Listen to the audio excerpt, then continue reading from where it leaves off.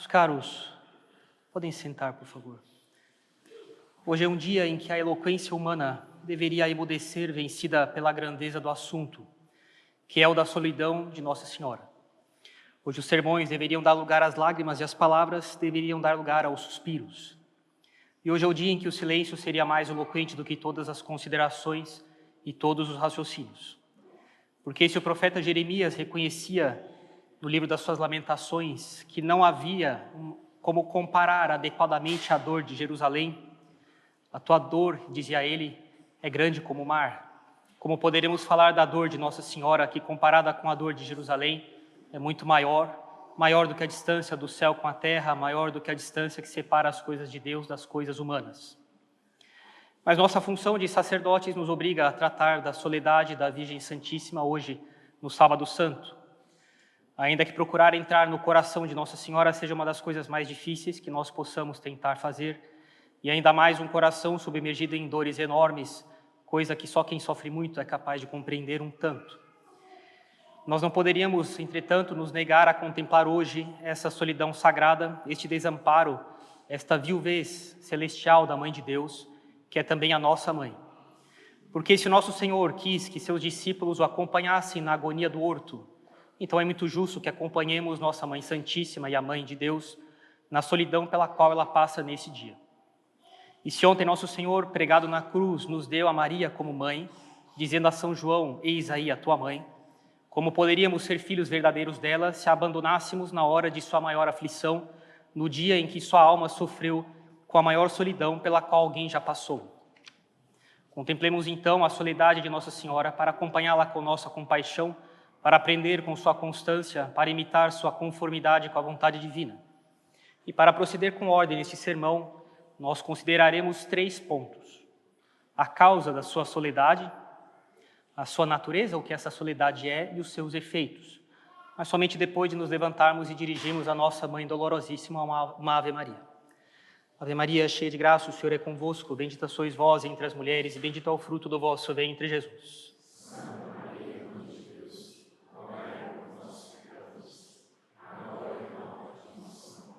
Virgem Dolorosíssima.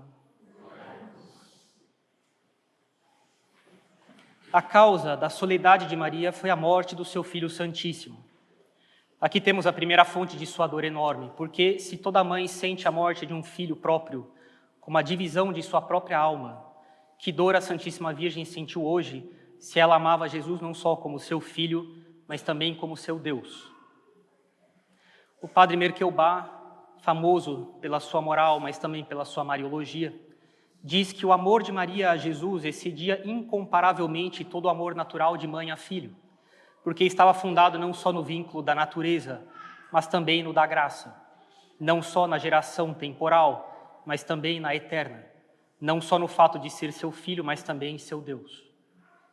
E ele acrescenta, Maria amava Jesus com um amor que reunia em si todas as espécies de amor legítimo, amor natural de mãe a filho, amor sobrenatural de criatura a Criador, um amor místico de alma esposa a Deus esposo, amor agradecido de redimida ao seu Redentor.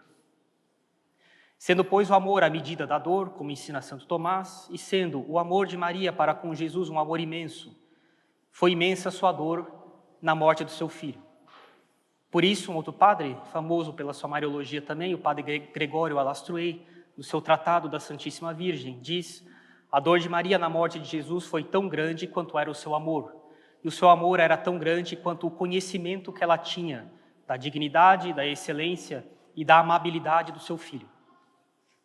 E se queremos ter uma estimativa da grandeza deste amor e, consequentemente, desta dor, consideremos o que acontece na natureza. O mar, sendo tão vasto e tão profundo, apesar disso, não se agita pela perda de um navio que naufraga nas suas águas. O céu, sendo tão imenso, não se altera pelo desaparecimento de uma só estrela. A terra, sendo tão extensa, tão fecunda em frutos, não se perturba quando uma árvore cai.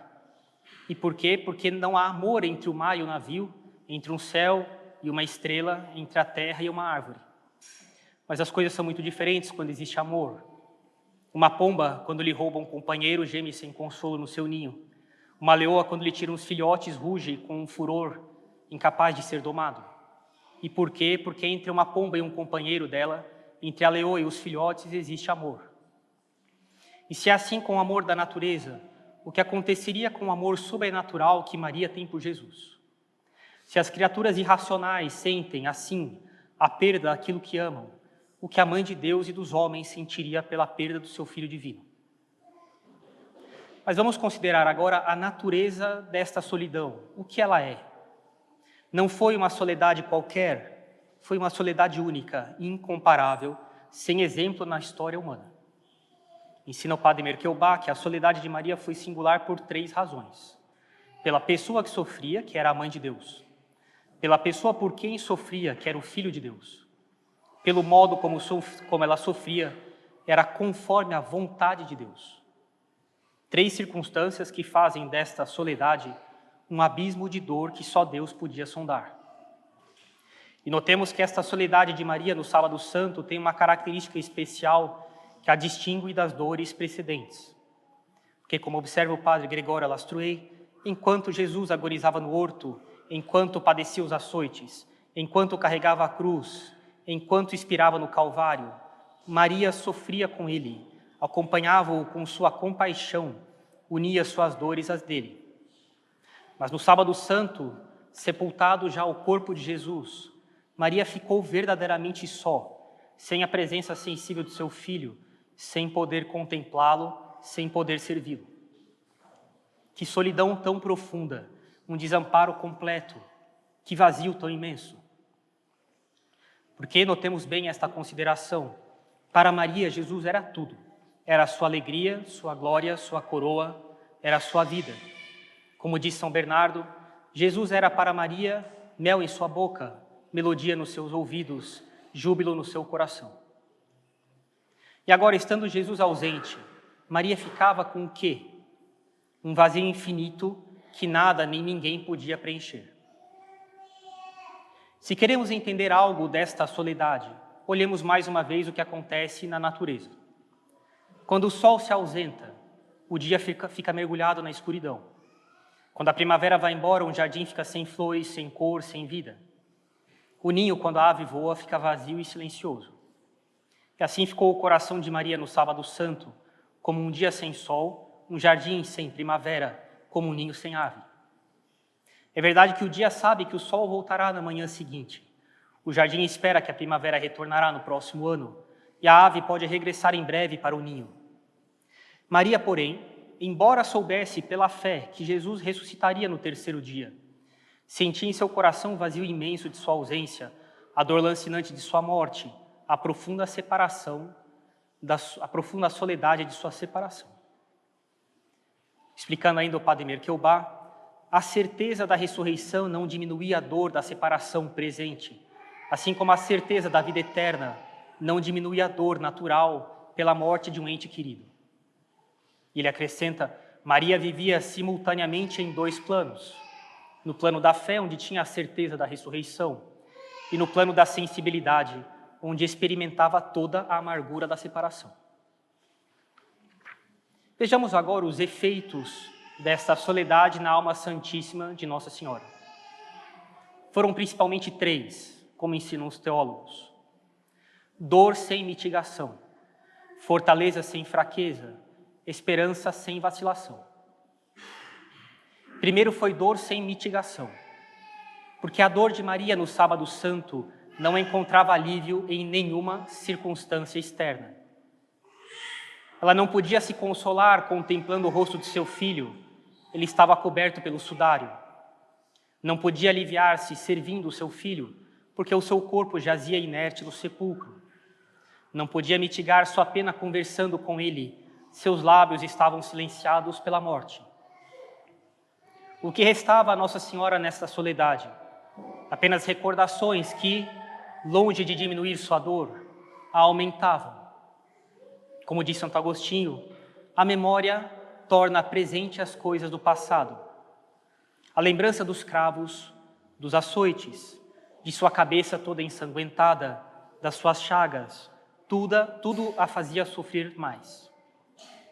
É verdade que Maria tinha presentes pela memória todos os outros momentos da vida de Jesus, sua infância em Belém, sua adolescência em Nazaré, sua vida pública na Galileia, mas a memória de sua paixão dolorosíssima, tão recente ainda, fazia com que todas as memórias de sua infância, dos momentos de família em Nazaré, todo o bem feito aos homens durante sua vida pública, só aumentassem sua dor, pelo contraste que a injustiça manifesta deixava na sua alma.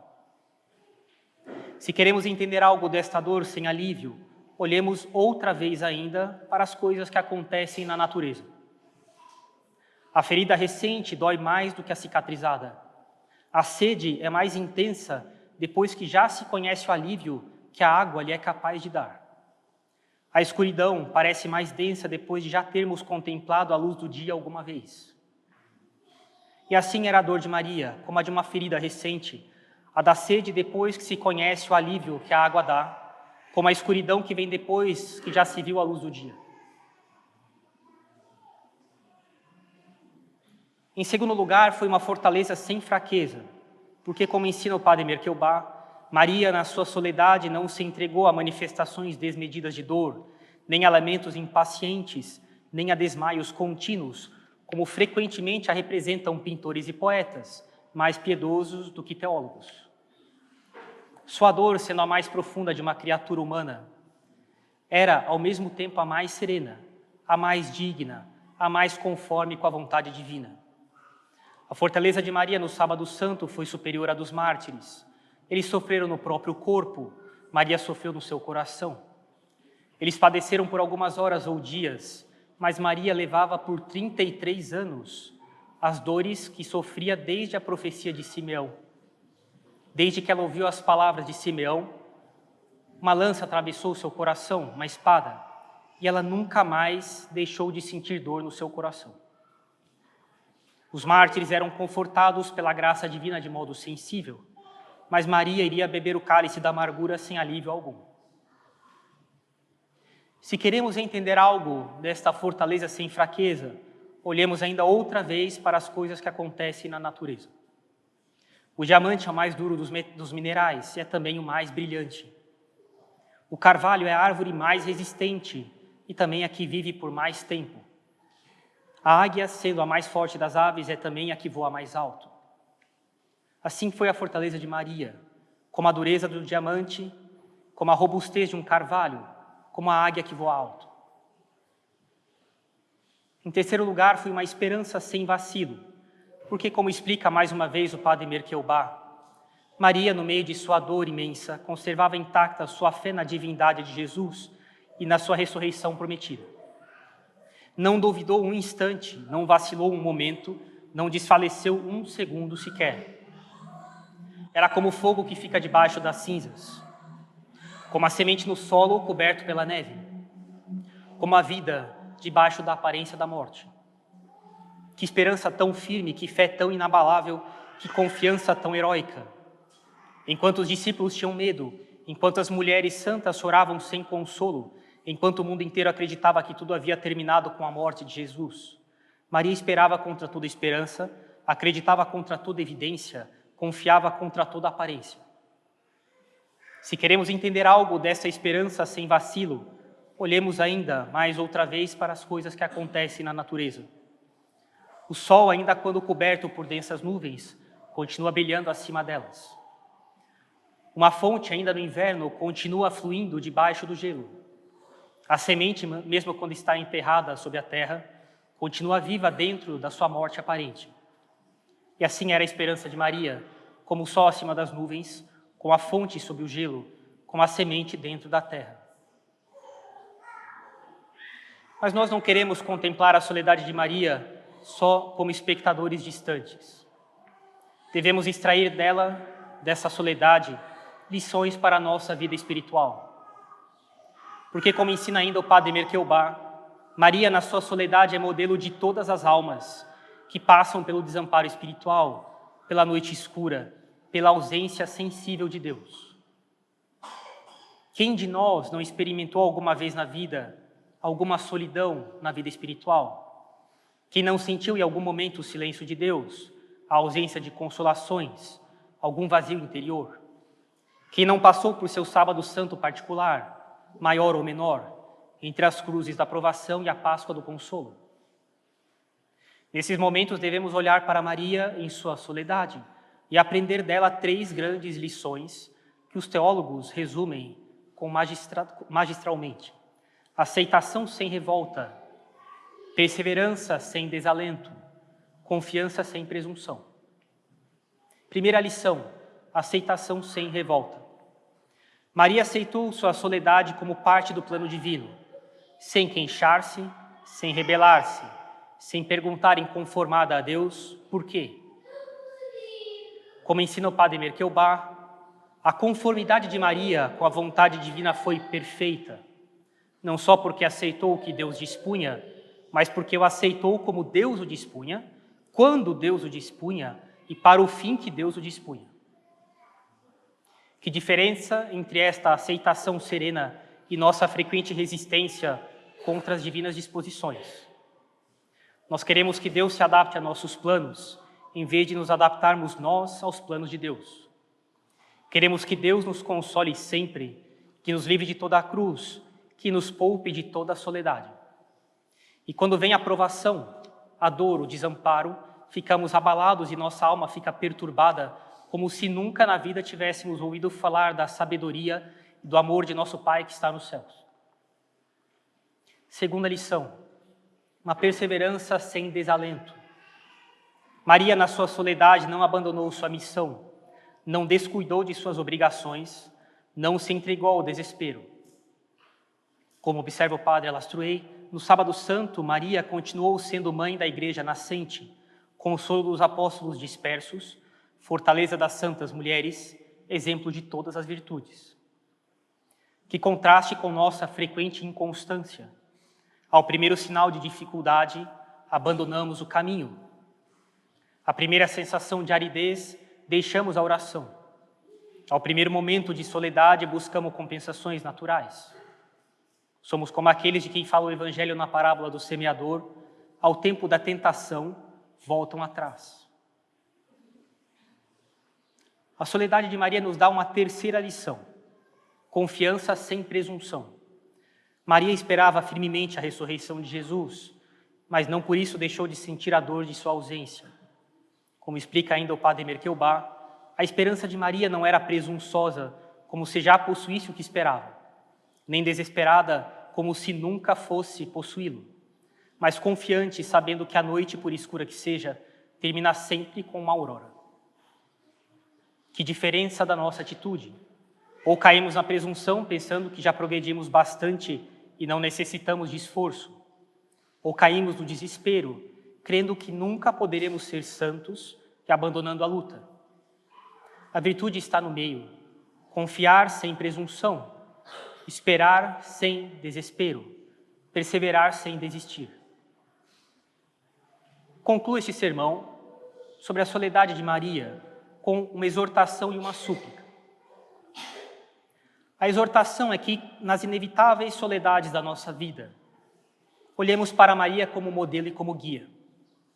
Quando nos sentirmos abandonados pelos homens, e isso acontecerá, recordemos que Maria também o foi, quando os discípulos fugiram.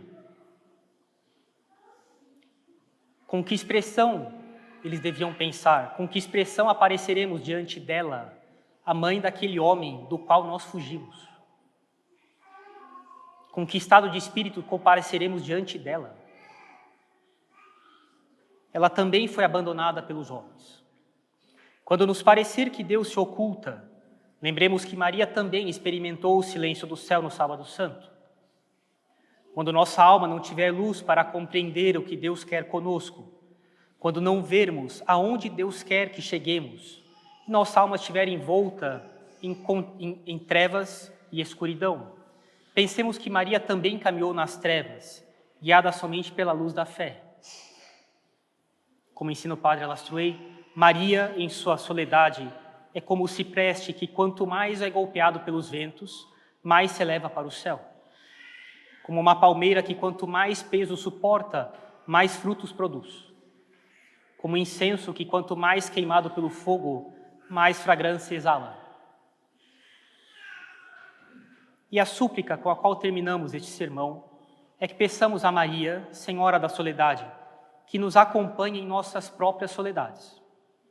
Que ela esteja conosco em cada abandono, que nos sustente quando as forças nos faltarem, que nos ilumine quando as trevas nos cercarem, que ela mostre para conosco a mesma compaixão que ela teve para com os apóstolos quando, depois de eles terem fugido de Jesus, eles foram encontrar-se com ela, envergonhados por terem abandonado o filho dela, mas confiantes de que ela seria bondosa e misericordiosa como ninguém mais com eles. Que ela torne cada situação dolorosa de nossas vidas a ocasião de termos uma fé mais enraizada na alma, a olharmos com a luz dos ensinamentos de Jesus Cristo para o que acontece conosco. Que ela faça com que tenhamos uma confiança inabalável na recompensa que está preparada para nós no céu, de queimarmos ainda mais de amor por Deus e de que cada dificuldade da vida seja não para fraquejarmos e cairmos mais uma vez, mas para estruturar em nós uma vida toda teologal, vivificada pelas 3 virtudes teologais da fé, da esperança e da caridade, porque é finalmente isso que faz com que nossa vida seja uma vida verdadeiramente cristã, uma vida de fé, de esperança e caridade. É isso que nos distingue dos pagãos. Porque, como dizia ainda o padre Merkelbach, Maria, tendo experimentado a mais profunda soledade que jamais sentiu alguma criatura humana, compreende todas as nossas soledades, por pequenas que sejam. E tendo superado sua soledade com fé heróica, pode ajudar-nos a superar nossas soledades com esperança renovada. Ó Virgem da soledade, que permanecestes firme quando tudo parecia perdido, que conservastes a fé quando outros duvidavam, que mantivestes a esperança quando nada a justificava humanamente, que permanecestes fiel depois de verdes, no domingo de Ramos, a exaltação de Jesus Cristo ser brutalmente desprezada na Sexta-feira Santa. Ensinai-nos a aceitar nossas cruzes com resignação, a perseverar com constância nas nossas provas, a esperar em nossas noites com confiança. E assim como após vossa soledade veio a alegria da ressurreição, fazer que após nossas soledades e provações nesta vida, venha também a alegria do encontro definitivo com vosso Filho Jesus Cristo, que com o Pai e o Espírito Santo vive e reina pelos séculos dos séculos. Amém. Em nome do Pai, do Filho e do Espírito Santo.